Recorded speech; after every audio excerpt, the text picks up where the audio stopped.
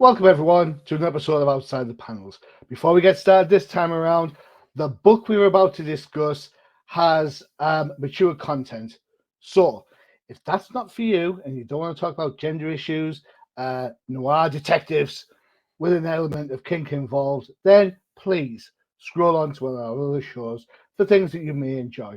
Otherwise, strap in, it's going to get wild.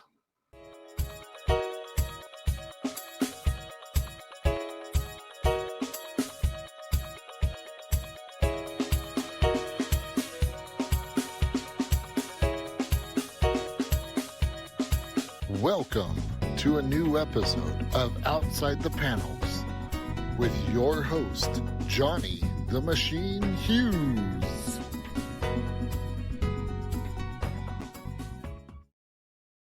Welcome everyone to another episode of Outside the Panels. I'm your host, Johnny the Machine Hughes, and very often serendipity kicks in. Now, if you don't know what that means, go look it up. Do it after the show, I'll tell you what it means. I was reviewing a book not so long ago, and as I was halfway through the third paragraph, I got a little email from the writer and the artist of said book wanting to come on the show. I've enjoyed the book so much. It's in advance. It's due out in March. Let's get a head count. Let's get ahead of the game and talk to writer, artist, creators Tina Horn and Lisa Sterle. Tina, Lisa, ladies, welcome to the show. Hi. Thanks for having us. Yeah, you are both more than welcome. I have to say, your book, Deprog, it absolutely hit every note on my enjoyment-ometer, if that's such a thing. I was straight away, the cover got me, then I got into the story, it's kind of what's going on, then of course things get a little bit crazy, and I'm like, whoa. I mean, the book is a, how can I put, cataclysmic mash of genres. Yeah. Thanks. So, yeah, that's it. That's the tagline you should put now on. Yeah, cataclysm. I'm seeing it on a whiteboard. Cataclysmic. Just Yeah, that's it. being like, okay, now do that. So, who came up with the idea? How did it expand to cover noir, detective, gumshoes, kink, sexuality, gender fluidity, all based around the idea of deprogramming someone from a cult? That's like, I tell you what who was smoking what basically to come up with I'm in California, so I can smoke whatever I want. That's true. That's true.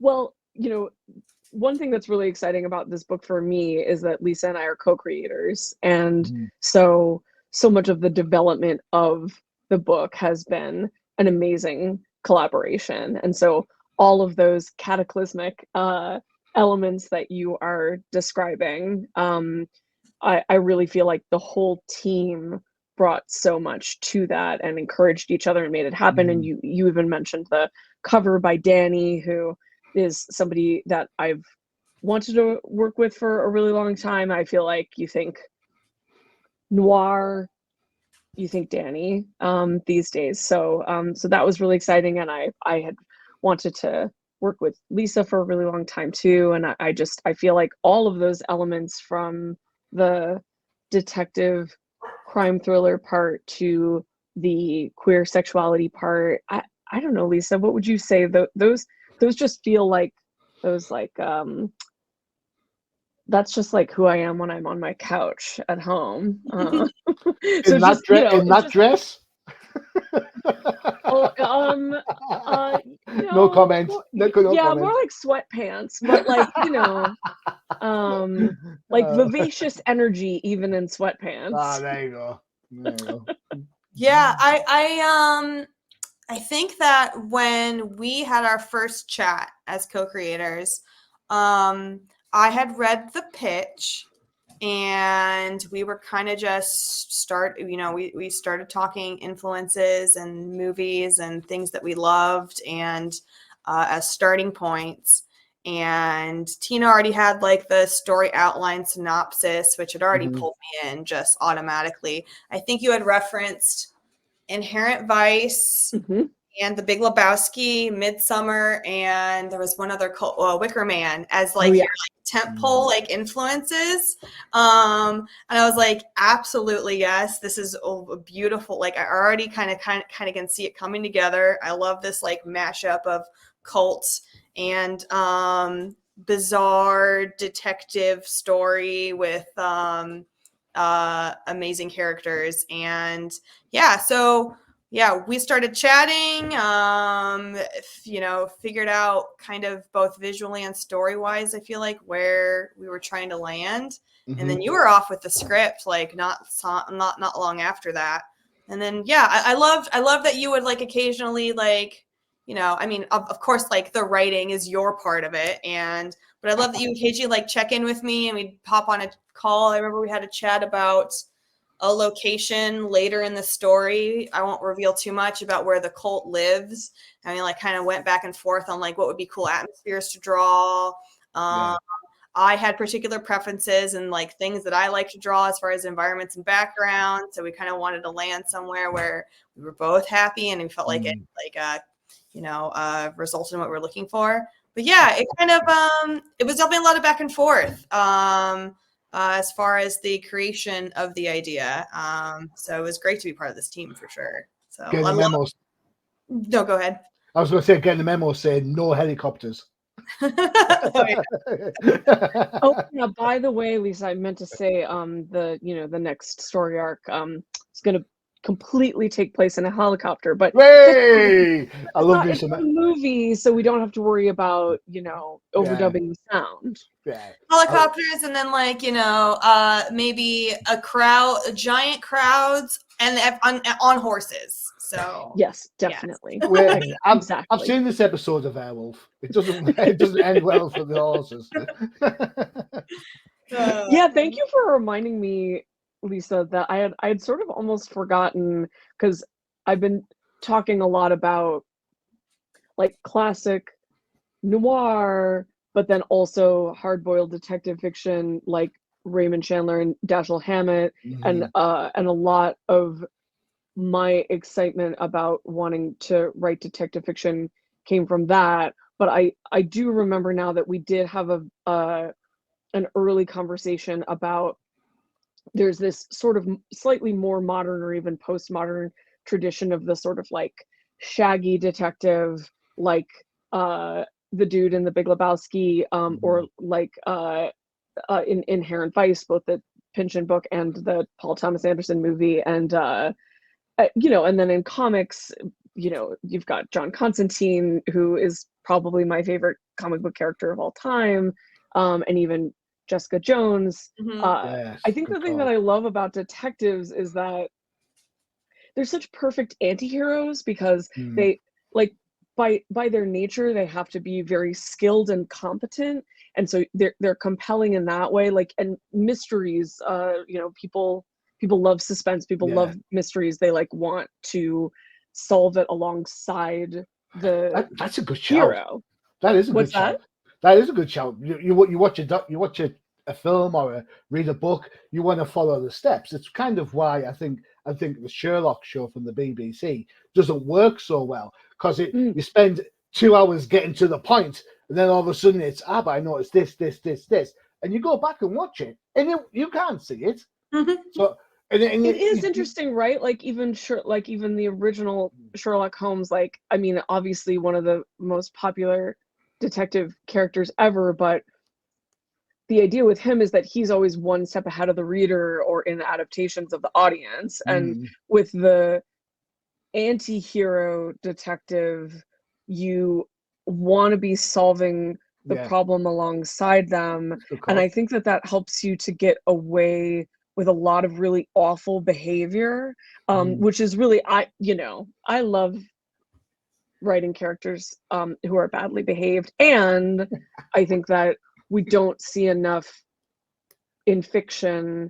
We don't get enough representation of queer characters behaving badly, because there's an underrepresentation of queer characters in general, and there's a lot of disinformation of us being Yeah. good people in the world, and so there's this pressure to have us be likable, so that we can have human rights. And I think it's high time that we remind people that queer people of all kinds can be messy and flaws are what makes humans interesting.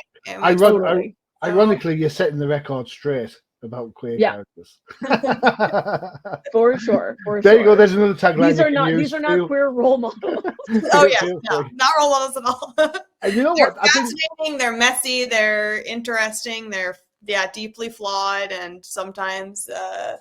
Well, I don't want to reveal too much. Yeah, so. I actually think that makes the characters in Deprog work so much more, because people will look at the book and go, "Oh, queer characters," and they'll say the diversity card, they'll say the woke card. And I've read the book. I was lucky enough to get an advance for it. The review is on Comic Crusaders. Anyone can go and check that out now. It's live. It is spoiler free. There's the link. Go find it. Dead simple. But the thing that made me enjoy the book was that the characters come across as real characters, and it's almost as if their sexuality and their kinks are kind of not even. I sometimes don't even see them because it's the characters I'm into. I had the same with Stefan Seach and Sunstone. I love Sunstone. And the first page where Lisa's saying, "Oh, I met the love of my life," and then she has to tell them it's about BDSM lesbians to get the reader to turn the next page. But once you get past that bit, you fall for the love story between the two characters. And this book has that same level of, I think, drawing the reader in and kind of like setting the reader up for a couple of falls down the way. I'll tell you what I think about what's going to happen off camera because I don't want to spoil it. I'm dying to know what you think. I think I spotted something. I'm kind of like, So we'll keep that off camera because I don't want to spoil it for anybody else. So then that begs the question, all right? Are the characters in the book influenced by real life people? And if they are, can I have Vera's phone number, please? Yeah, Lisa, did you when you were designing visual elements? Visually, I'm trying to remember. I definitely had a lot of different actors in mind when I was trying to figure out Tate. But Vera, I feel like almost kind of just, I don't think we even went back and forth on Vera. I think I just drew one sketch as my first sketch, and you were like, yeah, that's Vera. And, but yeah, no, not based off, Vera's not based off of anyone in particular. I'm sorry to say, purely purely a fictional beauty. So, I mean, that is a fun thing about crime thrillers, is that I feel like what I'm learning about writing them is that the fun is that you get to take archetypes and then put twists on them, and sometimes you defy people's expectations and people love to be surprised, and sometimes you confirm people's expectations and then people are like, great, this is exactly the kind of character that I love to love or love to hate or love to not know how I feel about them or be dying to know what they're going to do next. And yeah, I wouldn't say that anybody in particular is based on anyone in my real life, although I do have, Tate, our detective, specializes in rescuing and deprogramming people who have been in cults. And I have members of my family who were in cult for a long time. They are not anymore. But so my personal obsession with the very real, the nonfiction element of cults is very resonant, I think, in the psychology of this book and the emotions of this book. And so yeah, there's that real element both from personal experience and then years and years and years of reading a lot of books like Cults in Our Midst and this great comics collection for comics fans that I want to recommend that's put out by Silver Sprocket actually, called American Cult. Yeah, lots of, and then there are a million great cult documentaries out there that I just like eat with a spoon. I've got to ask then, Tina, I've got to ask, if based on your real life experiences then, those first couple of pages of issue 1, those must have been pretty hard to write. Because it seems to me as if the character in question who's gone to see Tate is still looking for that hook. That it's for me, and I'm not an expert, and I'm not a psychologist in any shape, way, or form. But I've kind of view it kind of like an addiction type thing, where you can break the habit, but unless you resolve the issue inside, then there's always going to be some sort of hook somewhere trying to drag somebody in. And I think I got the impression that the young gentleman at the start of the book was potentially looking at Tate to be his next. Oh yeah, that's really interesting. Yeah, because there's like a cold open in the beginning of the book where we see a cult that for now is not sort of the main cult that we're investigating, but you're kind of getting a taste of what Tate does, tease of what that cult is about. That there are as many different flavors of cults in the world as there are flavors of ice cream. And yeah, that's a really smart observation, that as Tate is trying to counsel this person who she has rescued from a cult, he is maybe looking to her to replicate like what he's lost. And I mean, that's definitely true, and sort of setting up a lot of things that we'll see in subsequent issues and maybe subsequent stories. But I would definitely also say that something I really wanted to convey from my experience and my research, you brought up addiction, and I'm also not a professional psychologist or addiction expert, but I do. The thing that has fascinated me in my research is that the reason that cults work is that it is because of human nature, and it is within every single human the capacity to, whether it's the need for belonging or the need for meaning or the need to get answers to the big questions like what happens after you die and why are we here, and all of that stuff. Anyone could fall for definitely the charismatic leader and the group think and the the brainwashing and the bounded choice, as they call it, in cults. So and I always say about myself, and this is I guess one way in which I did put myself into Tate, is that I always say about myself that I have to have the humility to understand that the fact that I think that I would be immune to the indoctrination of a cult because of my background is how they would get me. Yeah, exactly. And I think that that's Tate's maybe like fatal flaw, whether we see that in this story or not. Like she's going through the world with this hubris of thinking that because she escaped from a cult that she can help people and that she has like a mutant immunity, and like maybe she does and maybe she doesn't. Lisa, let me ask you a question, because those opening panels are slightly different for the rest of the book.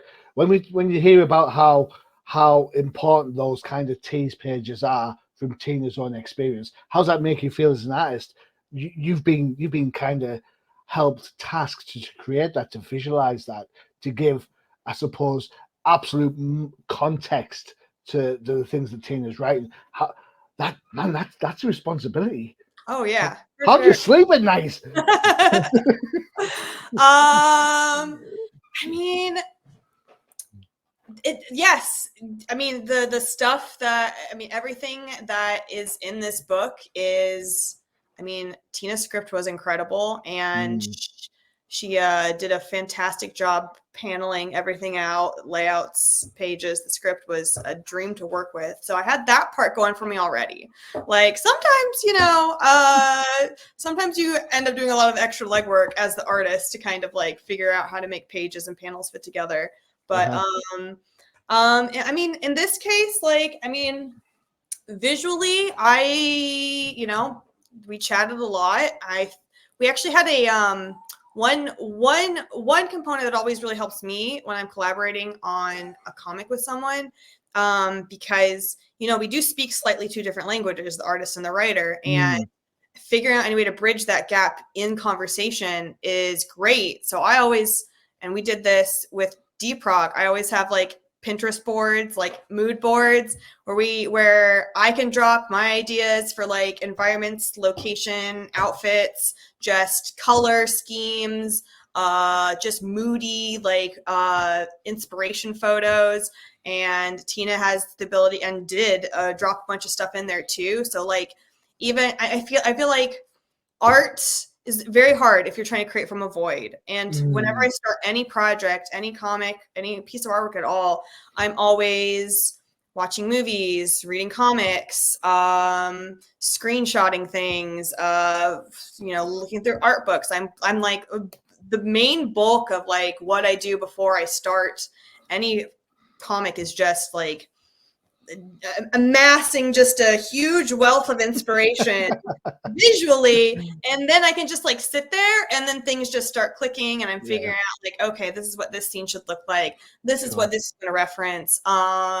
Specifically in issue 1, I had a lot of fun in the scene between Tate and Vera at Tate's office, really trying to like reference the old classic noir with really harsh lighting and like I think I even tried to fit in some of the like classic like the window shutters shot. Love the shot. Love them. I tried really hard to sneak in like references to like the things that inspired this book, but do it in a way that felt, like a comic and like my art and Tina's story. And then the last couple pages of the comic were also like visually such a treat to create. So yeah, I mean, you never quite know as an artist if you have captured 100% of what the writer visualized in their head, but I mean, maybe that's kind of where the magic is like, the translation of what you thought it was going to be, what it like transformed into in the process. It's alchemy, I guess. So yeah, I think a huge part of that, you Tina, fantastic. Lisa, fantastic. You also got to remember, the readers part of that as well. The readers got to get their perceptions have got to kind of, get it, or else otherwise, I think to me that is the probably the most gratifying element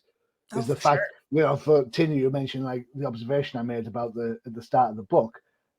That shows how much I read the book. I didn't just go boobs, sexy dress, more boobs.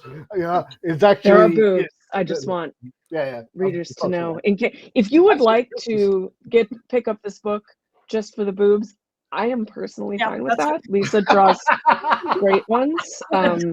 It's a comic. I love working in comics, and I think maybe sometimes people hear. I'll speak for myself and say people hear like women creators, queer creators, feminist creators, and they assume that we don't like objectification, or we don't like sexy outfits, or we don't like ultra violence, and that in this case that is not true. Not to double negative myself, just to be clear, lots of deranged violence and sexy sex and objectification, and it's comics, if everybody wants to feel good. Everyone wants to think, wants to look good. It doesn't, to me, that's a universal thing. Nobody decides to think to yourself, oh, you know what, I'm going out on the town tonight, I'll just not bother putting anything on. You know, it's Yeah, like, no, being a slob is my job, and then the characters get to be glamorous. there you go. There's only so much glamour in the world. All right, before we get into the book and have a look at some of the art and some of the other topics in the book, time for one of our adverts for one of our other shows. I'm not quite sure. I tell you what, we'll go with this one of my favorites. Check it out. It's time for the old timers.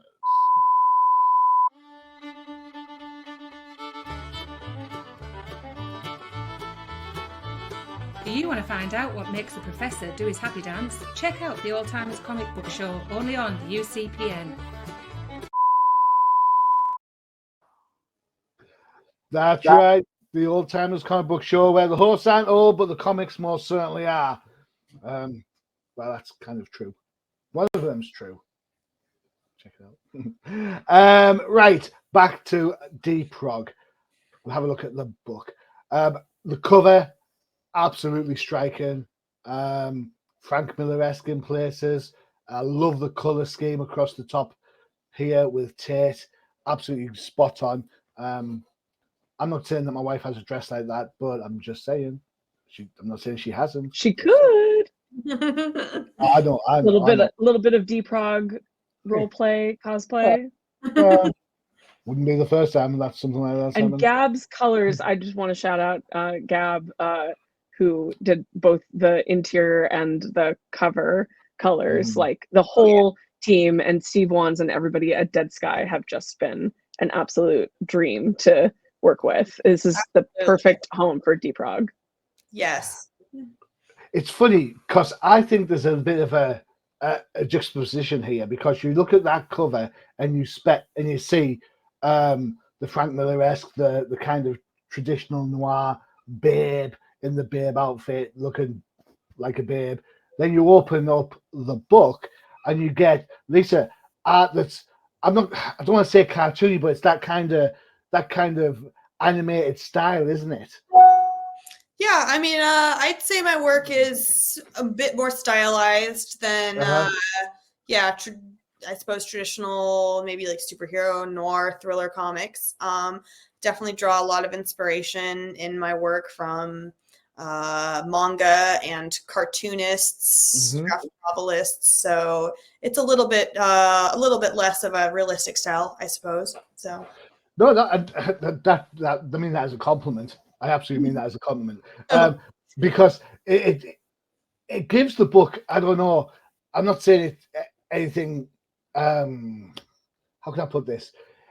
You expect one thing, then you get something else, and wrapped around all that visual differences is this killer script that you have to read, and you get pulled along. And what I agree, you're right, is gorgeous and it's stylized, but you also build on the stereotypes of the characters, right?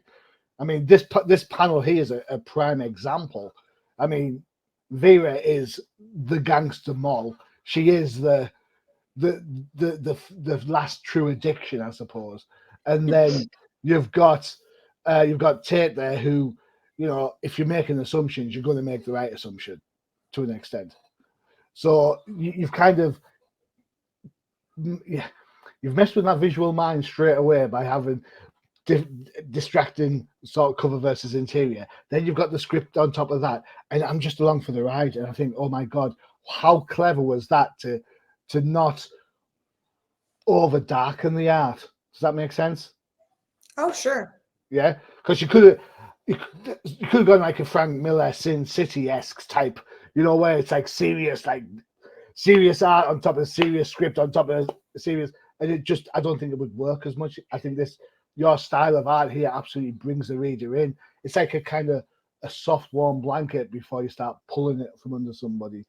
Well, I do think that people love to be surprised, and people love the unexpected. And there are a lot of surprises in store in this book. And I will say, I did, it had been many years since I had read all of the original Sin City comics by Frank Miller, but I did pick up some used copies. I think I had read it originally from the library, and it was I think there is a little bit of the rhythm of Sin City in this book, partially because in a way, even Sin City is classic, but you know, everything that Frank Miller was doing, you know, including Batman, had a little bit of modernity to it, or self-awareness, where like by the time he was writing, he was already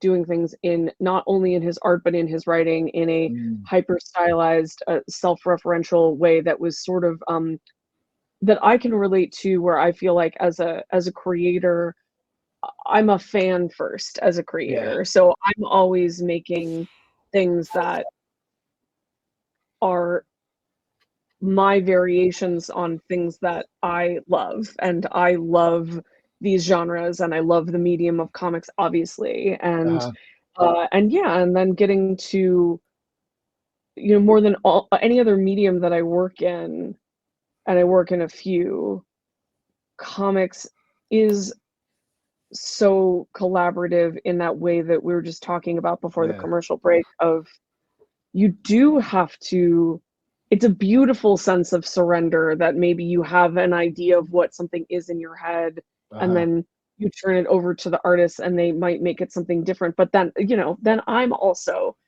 surprised and delighted. So then I feel a little bit better admitting that I'm a fan of the book, because I can, you know, then I don't have to be super self-aggrandizing. I can be like, oh, I'm a fan of what everybody else did.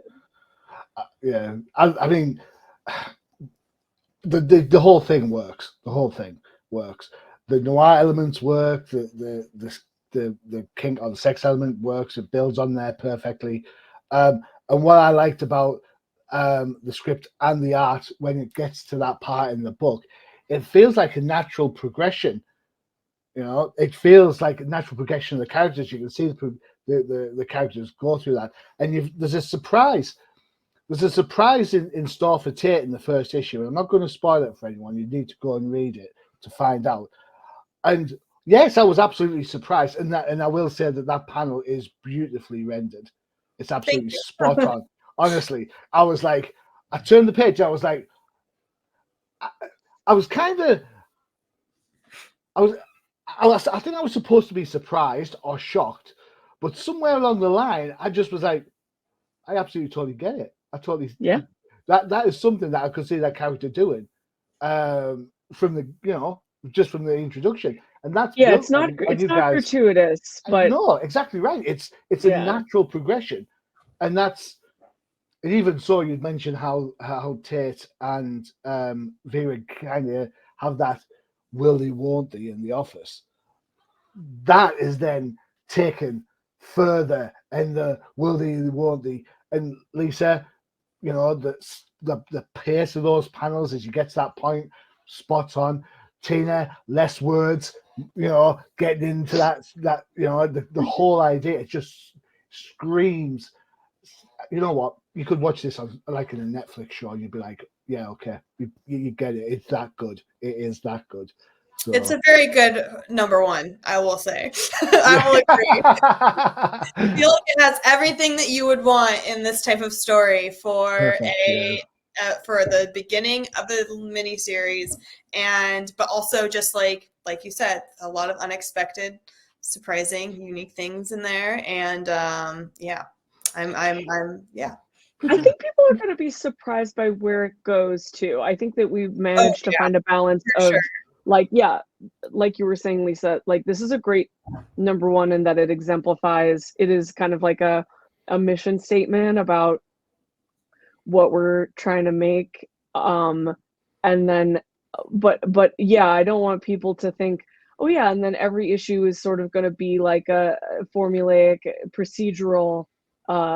It's gonna go to some places that maybe, if people guess from the first issue where it's gonna go, I will eat my hat. Well, get a hat ready, because I'm going to have a go after the end of the show. I will say this though, when the series, there is, like, they're almost like Easter eggs. There's a lot of symbols, and Why would that you are say that? No, I'm gonna go back and read it again. That are in the last scene, I suppose, the last environment.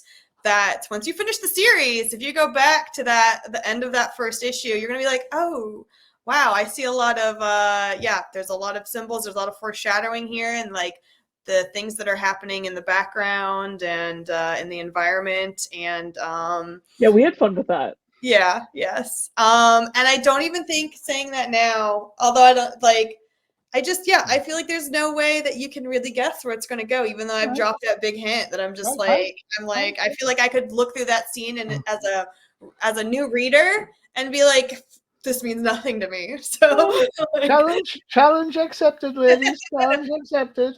I've got to shout out. The first issue cover is absolutely gorgeous. Got to shout out this one, number 2. Oh yeah, love that one too. That is, yeah, it's like wow, so beautiful. Everybody keeps asking me if they can have posters of these covers, and I think we've got to make that happen. Yeah. Oh my god, I need some for sure. Like, yes. How? I'm going to ask a question, and feel free to extrapolate or build on or even ignore it. Why not? How in today's marketplace, where people tend to kind of get upset about the most sometimes oddest, simplest things, like, oh look, you can see Wonder Woman's butt cheek. How hard is it to kind of, first of all, Tina, write for sexy, kink-free, no kink shame scenarios, and then Lisa, as a byproduct of that, how hard or easy is it for you to think, you know what, I get it, this is the scene that we're going to go with, and critics be damned, because I think as the story progresses, the club scenes and stuff, that to me seems like a natural progression for these characters. It's not, as you mentioned, Tina, it's not gratuitous, but then you've got people who might think otherwise. So how difficult it is to kind of getting all that included, script wise and visually. Tina, we'll go with you then, Lisa, if you please. Oh yeah, I mean, if you don't want to see beautifully drawn, expertly paced kink scenes, I'll speak for myself, from people who are a part of those communities and do a lot of other kinds of work, like I said, in other mediums and industries in those communities. If you don't want to see that, then this book is not for you. That's fine. I'm sure you have a friend that you can buy it for instead. But yeah, I mean, you can't think about the haters while you're creating, and if you ain't got haters, you ain't popping, as they say. So yeah, and I mean, sexuality is a part of being human and a part of storytelling, and anybody who's familiar with my work knows that that is front and center in what I do. So I mean, honestly, I think I'll take this opportunity to shout out Steve Wands and Dead Sky again, because I have dealt with censorship in my life from all angles, and the Dead Sky team was completely on board. We didn't get a single note of like, oh, will people be alienated by this, or will people understand this? No, they shouldn't. If everyone's got a story to tell, then tell the story.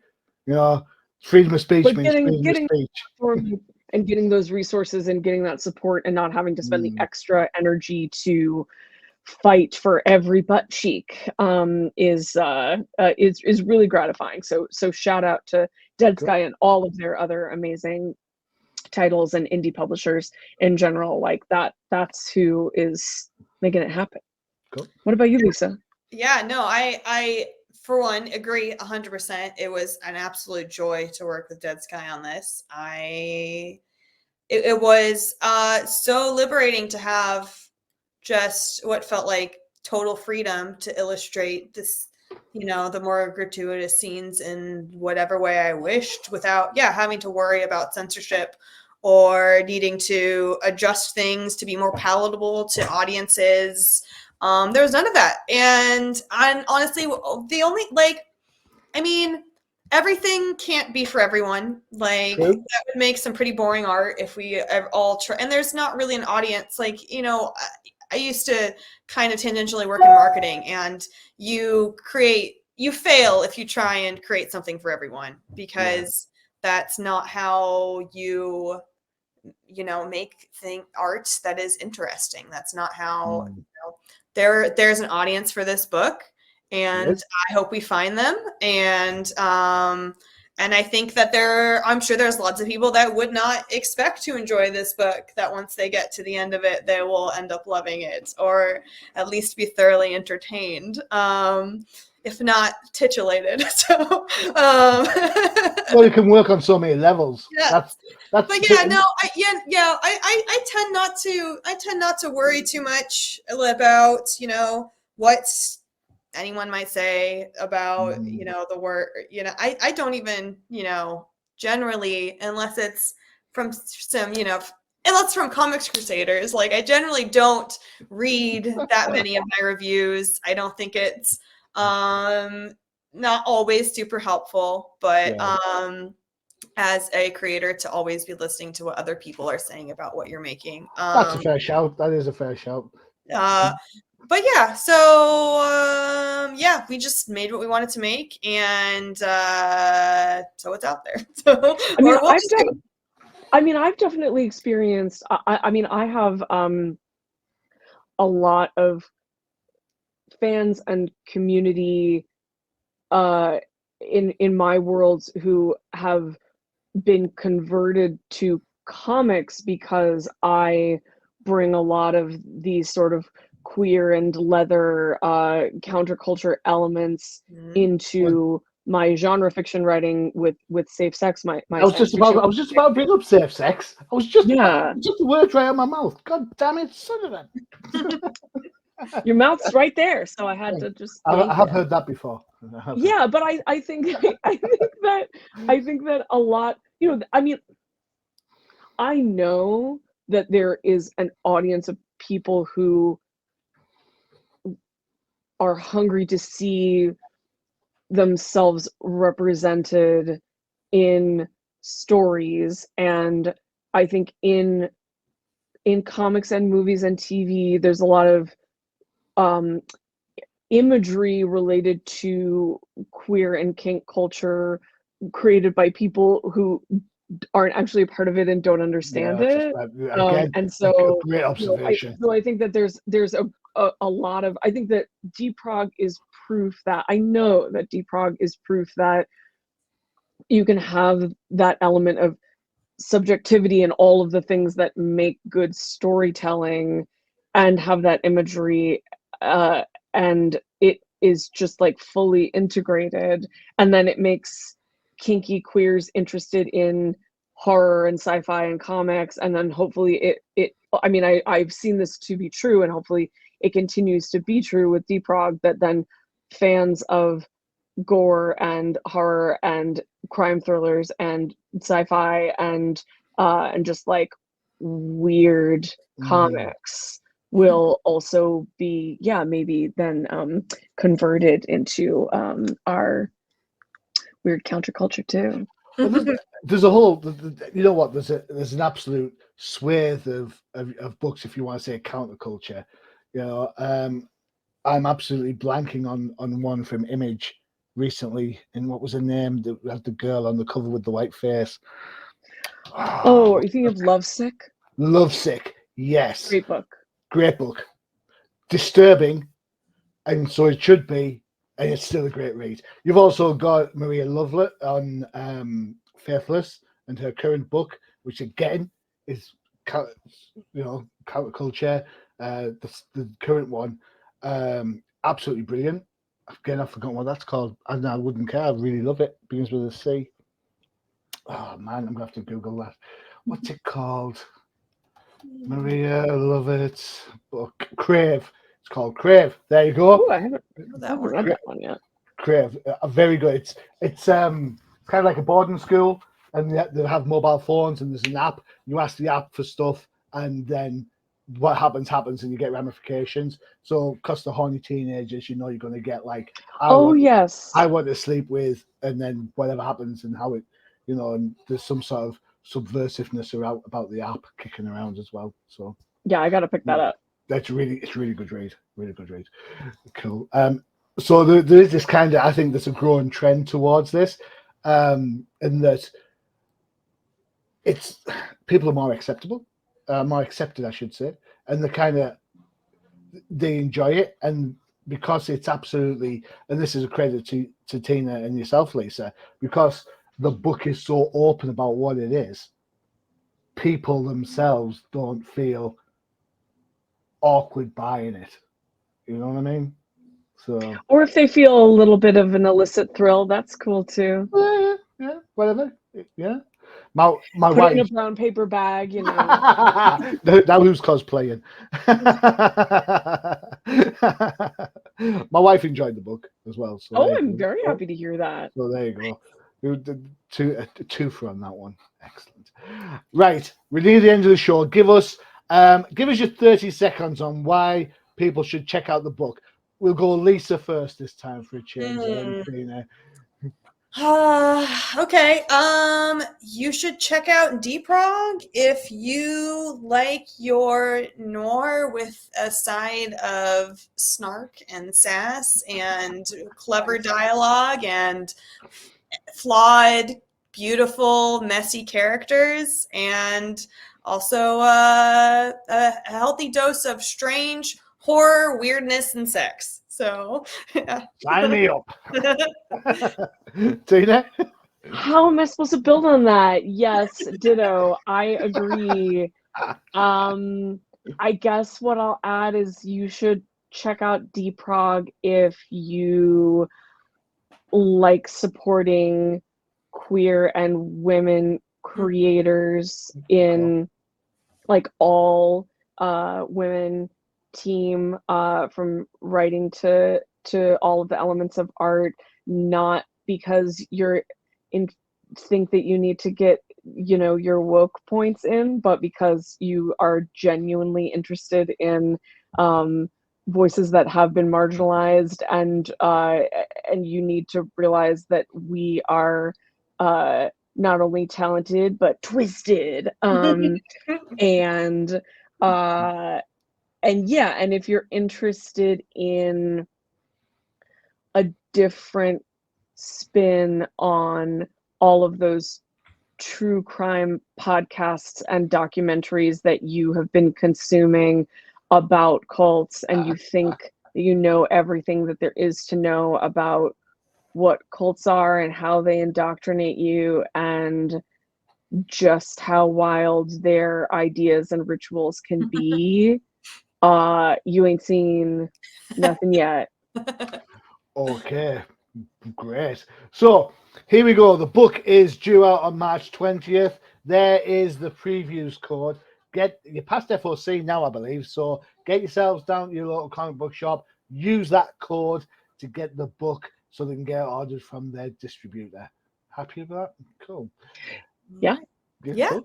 Yeah, If you and want to know always what calling your local comic book store and letting them know that you're interested. You know, first issue, you know, people being interested in the first issue is great for subsequent issues, but, you know, slowly building buzz is really great, and the trade will be out in September as well. So, like, letting your comic book stores know that you're interested in, you know, these kinds of indie comics, is that word of mouth is incredibly important. I'll tell you how impressed I was with the book, ladies, is I've had the digital version because I reviewed it for Comic Crusaders. It's on my pull list at my comic book shop. So nice. So there you go. No, I'm not hanging on to the copy I've got. Give me the original. Give me the comics. So it goes in the bag and goes away. It's fine. You want to know more about the book? You can check out the review over at Comic Crusaders. It's dead easy to find. You type in Comic Crusaders into your search engine. Bing. Go to the website. Type in Deprog 1 and bing. There goes the review. There you go. Please let me know. Feel free to review the reviewer. You know, I'm sure he won't mind. Well, because it's me. If you want to hear more from Tina and Lisa, there is the Instas. Not Twitters, no Twitterers, just Instas. Yeah, I am on. Yeah. I'm on the Twitter, same handle. Okay. I'm much more active on Insta though. Yeah, that's what I was For about to say. reasons. I was like, you can find me on Twitter as well, but I'm generally more active on Instagram nowadays. So, yep. Very cool. And you saw the link for earlier on when we looked at Dead Sky. There it is, Dead Sky Publishing. Check it out for all their books and nods that they can do. If anything, to judge by the quality of Deprog, I think you're on for a winner there. Absolutely. I love good quality indie books and publishers. Well done. Excellent. Ladies, it's been fantastic speaking to you. I am so pleased you reached out. Absolutely. The book is stonking. It is fantastic.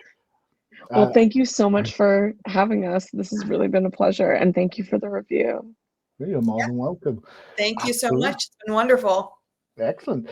Right, guys, that's it for another show. Don't forget to check out the new CPM for all your favorite shows. You saw the trailer for it earlier, the Old Timers Comic Book Show. And if you like your comic books marveled, you can always check out the No Prize podcast. And if you like DC, don't forget to check out the Definitive Crusade. Okay, ladies, one more time, thank you so much. I really enjoyed your time. Thank you for taking time out of your busy schedule. I really do appreciate it.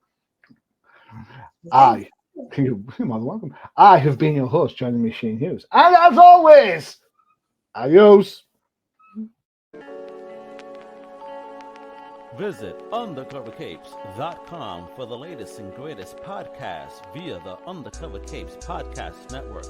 Also visit our parent company website, comiccrusaders.com, all about comic pop culture.